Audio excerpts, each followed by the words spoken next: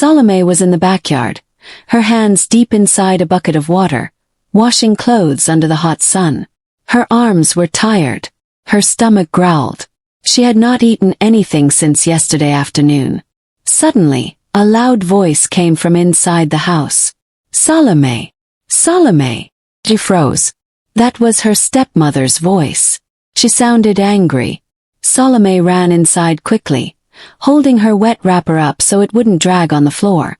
Her stepmother stood in the sitting room, hands on her waist, frowning deeply. I called you more than 3 times. Are you deaf? She shouted. Salome bowed her head. I was at the backyard washing clothes, Mama. Don't call me Mama. Your dead mother didn't teach you anything. Look around. Dishes not washed, floor not swept, and the house stinks. What have you been doing since morning? Salome bit her lip, trying hard not to cry. I'm sorry. I started with the laundry because it was a lot. I was about to mop the floor next. Her stepmother hissed and waved her hand. Go and tell that to your useless mother in the grave. Rubbish. Then she turned to her daughters, Mimi and Lealia, who were sitting on the couch painting their nails. Girls, get ready. We're going to the market soon. Mimi laughed. Mummy, look at her hands. Always wet and ugly like a housemaid. Lealia added. She's more like a slave. She's not even part of this family. Salome felt like crying again, but she said nothing. She just turned and went back to work. She swept the floor, then mopped it until it was shining. No one helped her. No one even said thank you. That evening, as she was peeling yam in the kitchen, her father walked in. She quickly stood up and greeted him. He didn't smile. His eyes were hard and cold. Salome, tomorrow is your wedding, he said sharply. She dropped the knife in shock. What? Papa, please no. I don't even know him. I don't want to marry that man. Tears rushed to her eyes. She knelt down. Please, Papa. Let me finish school. Let me work. I want to choose who I marry. Please. But her father raised his voice. That is your business. He is coming to take you tomorrow. You have no choice. Then he walked away. Salome sat on the floor and cried. She couldn't understand how her father had changed so much. He used to love her. He used to carry her on his lap and sing to her when she was small.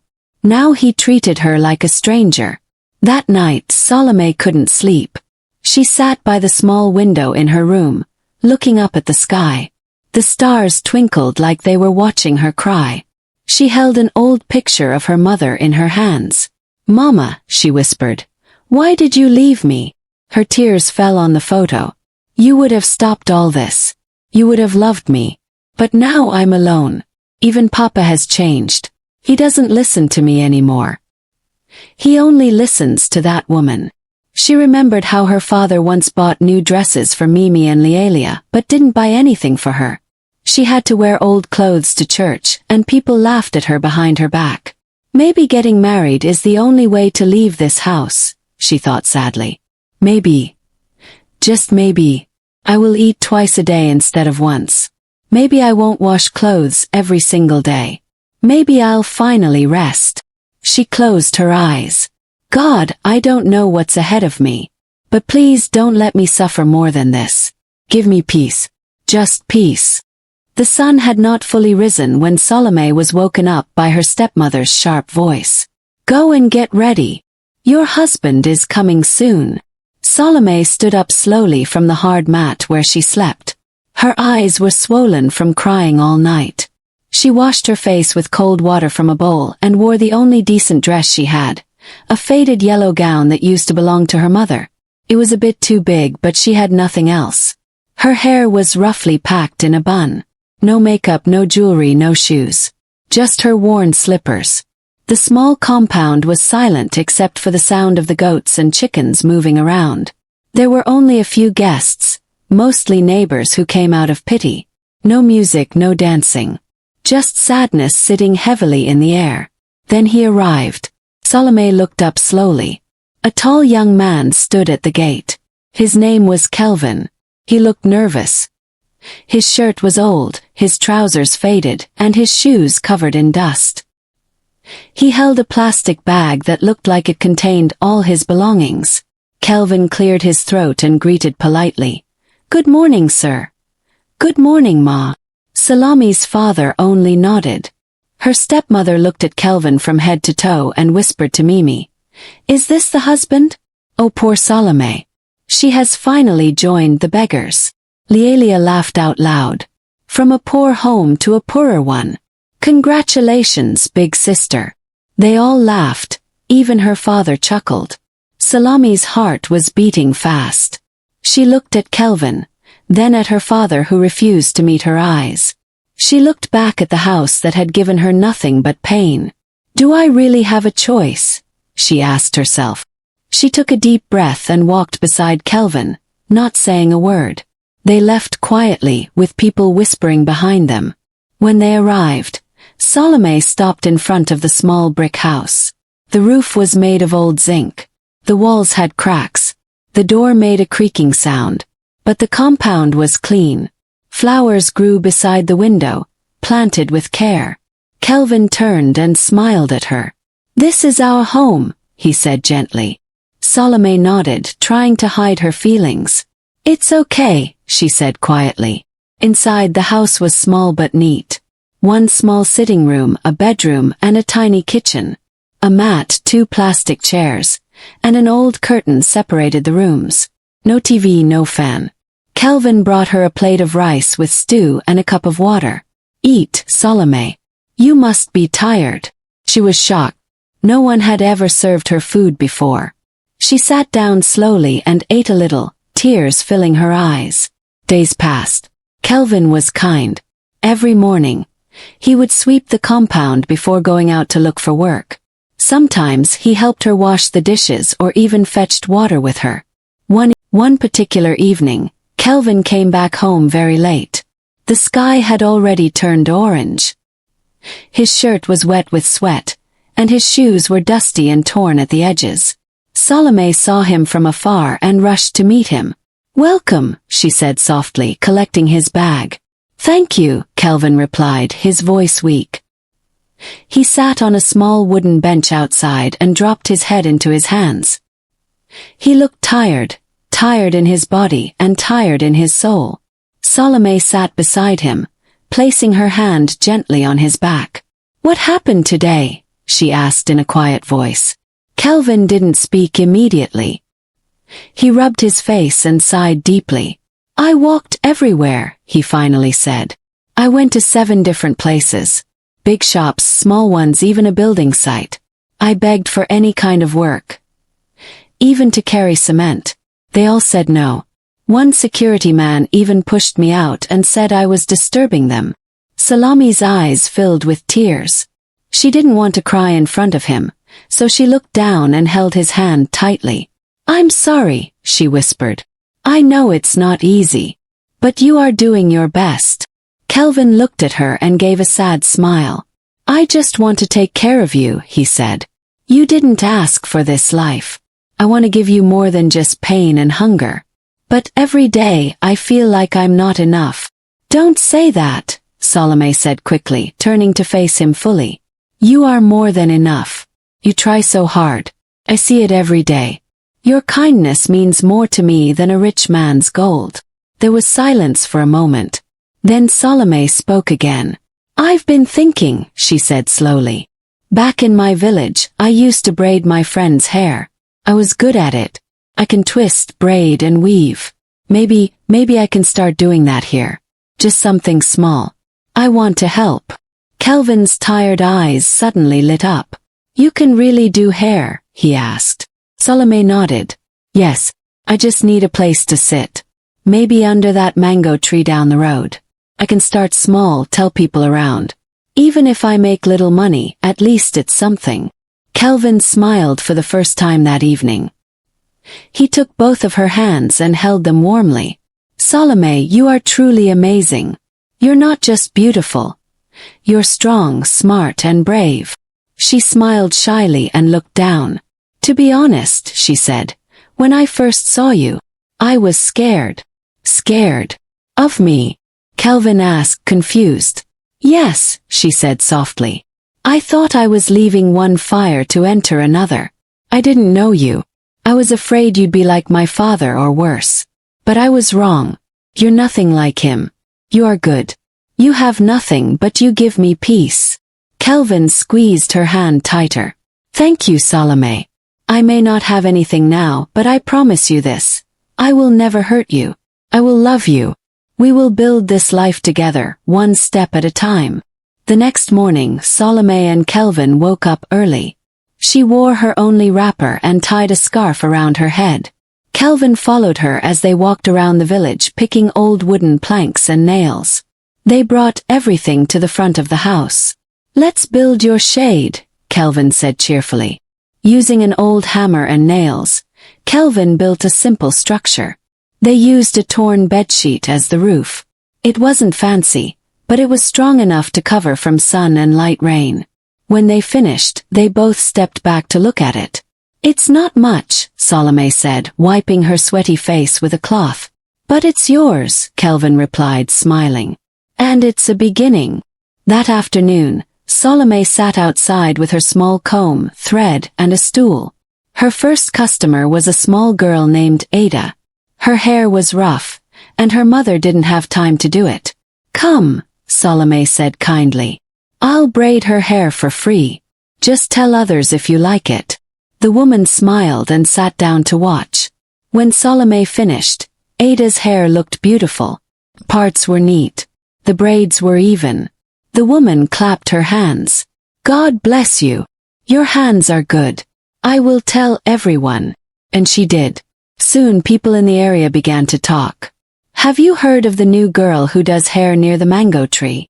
She's neat and gentle. She doesn't shout at children. She's even cheaper than the salon. Within 1 week, Salome had many women coming to her shade. Some brought their daughters. Some came with money. Some came with food in exchange. But Salome never turned anyone away. She worked from morning till evening, sometimes without rest. But she was happy. She was helping. She was building something. At night, when she came home tired, Kelvin would wash her feet and rub her shoulders. Thank you for being strong, he would say gently. And she would smile, feeling loved. One evening, Salome came home holding a basket. Kelvin, she called excitedly. Come and see what I bought today. Inside the basket were yams, green vegetables, onions, and a small bottle of groundnut oil. Kelvin's mouth opened in surprise. You bought all this with your handwork. Salome nodded proudly. Yes, and there is even some money left to save. Kelvin hugged her tightly. You are a blessing, Salome. God gave me an angel. They cooked together, laughed, and ate with joy that night. Later, as they lay on their mat, with the moonlight shining through their small window, Salome turned to him. Kelvin, she whispered, I think I'm falling in love with you. He smiled and pulled her close. Me too, he replied. With you I have nothing, but I feel like the richest man in the world. Salome rested her head on his chest and closed her eyes. And with you, she whispered, I have no gold but I have peace. And that's more than enough for me. And in the quiet of the night, they held each other, grateful for the love they had found in the middle of struggle. One sunny afternoon about a month later, Kelvin ran home with so much excitement. He entered the house shouting, Salome, Salome, guess what? She dropped the comb in her hand, surprised. What is it? What happened? He lifted her up and turned her around. I got the job. I finally got the job. What job? She asked with wide eyes. Marketing. A big company in town said they love my ideas. I'm going to work with them, and the pay is good. Salome screamed with joy and hugged him tightly. God has remembered us. This is the beginning of something new. They danced together in their small room, laughing, spinning, forgetting all the pain for a moment. A few weeks later, they moved into a new apartment. It was still simple but far better. It had 2 rooms, a small kitchen, and a bathroom.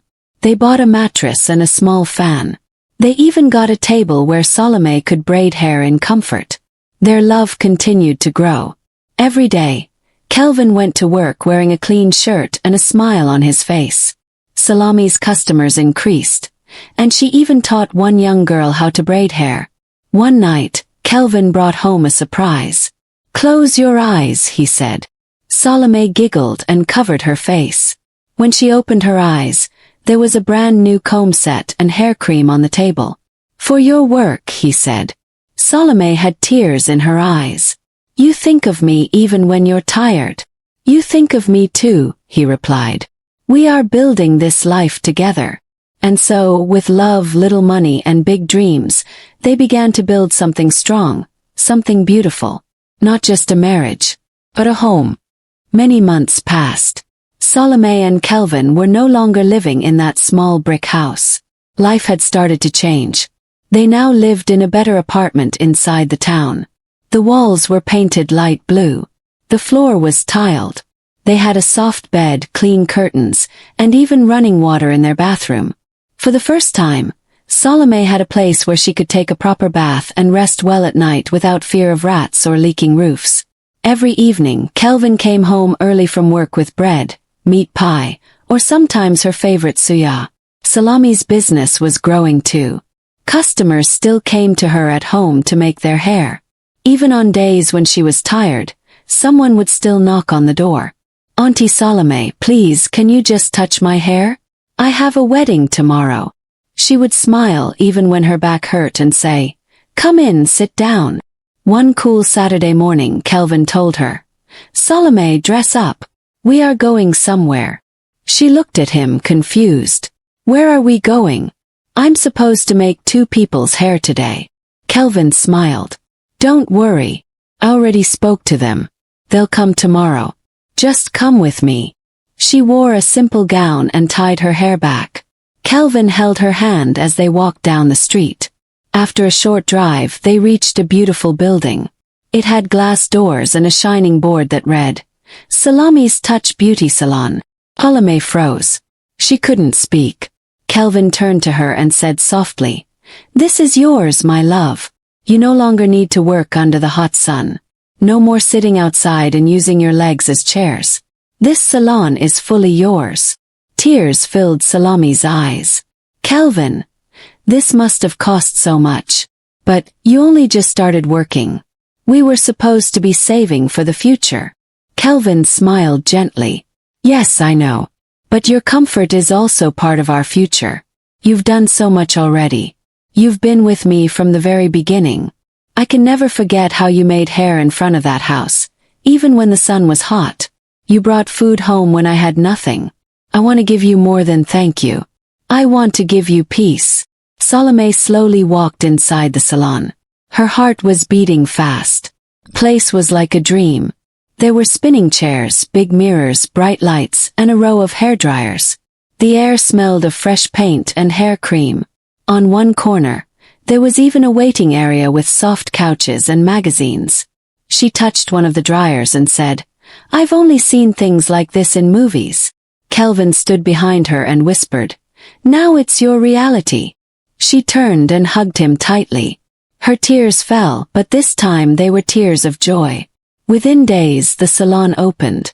Salome hired 2 girls to assist her.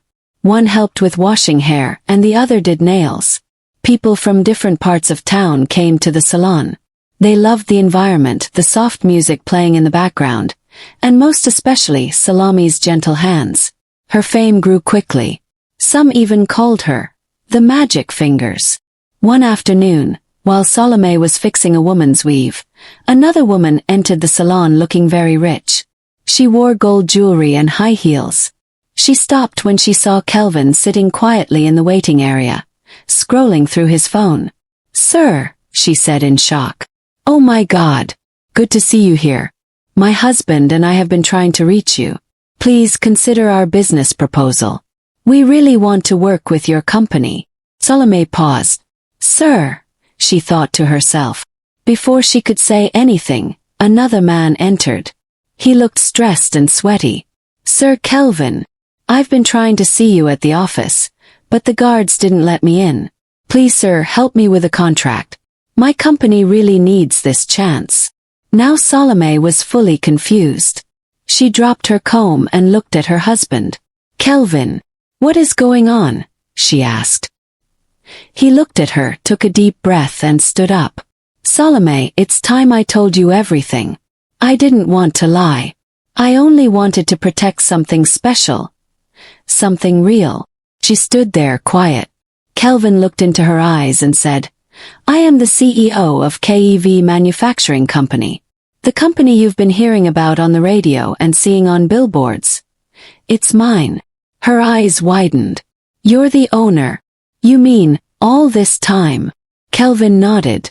"Yes. I hid it from you because I've been used in the past. Women pretended to love me, but they only wanted my money. I was heartbroken many times.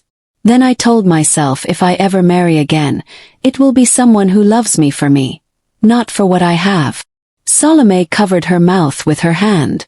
She couldn't stop the tears. "So, all this time you were rich, and I didn't even know. I gave you my best, because I thought we were struggling together." Kelvin walked to her and wiped her tears. "And that is why I love you deeply. You stayed with me when I had nothing, when I looked poor, when I had no job, when we had no bed. You stayed. You cooked with firewood. You made hair under the sun. You never asked for gold or fancy things. That's the kind of woman I prayed for." Salome burst into tears and hugged him tightly. "Kelvin, after everything I've been through, after all the pain and shame in my past, I still found true love. You gave me peace. You gave me a home. I love you so much." He held her close and whispered, "And I'll keep loving you more and more each day." Salome stood in front of the large mirror inside her salon. She wore a simple white dress and soft sandals. Her hair was neatly packed, her face glowing without makeup. The salon buzzed with soft music and happy customers. Laughter and soft conversations filled the air. She smiled. "Who would have thought?" she whispered to herself. The once poor village girl who used to beg for leftover food was now the proud owner of one of the biggest beauty salons in town. And it wasn't just a name. Salome's Touch Beauty Salon had become a brand people respected. Salome didn't forget where she came from.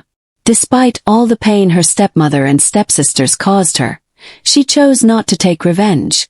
In fact, when her business started growing, she hired 2 of her stepsisters to work at the salon. One did pedicures, the other cleaned and assisted with bookings. One of them, Amaka, looked at her one day and said softly, "Salome, I never thought this would be your life. You were always the quiet one. The one we laughed at." Salome paused and smiled kindly. "God has a way of lifting those who are looked down on. I don't hold anything against you. Let's just move forward." Amaka looked down, ashamed. "Thank you for not turning your back on us." Salome gently touched her arm. "I didn't want to become like those who hurt me. If I do that, then I haven't really changed." One sunny afternoon, as Salome finished attending to a customer, the front door of the salon opened. Her stepmother, Madame Ebra, walked in slowly, looking around in surprise. She was wearing a faded wrapper and a scarf tied loosely around her head. It was clear she didn't come for hair. Salome looked up. Their eyes met. There was a long silence. "Good afternoon, Ma," Salome said calmly. Her stepmother blinked and walked closer. "Is this your place?" she asked, her voice almost a whisper. Salome nodded. "Yes, Ma. God has been kind." Her stepmother sat down slowly on the waiting chair, still looking around in shock. "You've changed," she said finally. Salome gave a small smile. "Life changed me. Pain changed me. But God also changed my story." Her stepmother looked down, ashamed. She didn't say much after that. She sat for a while, watching her daughter give instructions, answer phone calls, and organize her team like a real boss. Before she left, Salome said softly, "I forgave you all a long time ago." Her stepmother didn't reply. She only nodded, her eyes wet with unshed tears. Salome was once rejected. Now she was respected. Once unwanted. Now deeply loved. once broken, now whole again. And in all of it, she had found the one thing her heart truly longed for. Peace after the storm.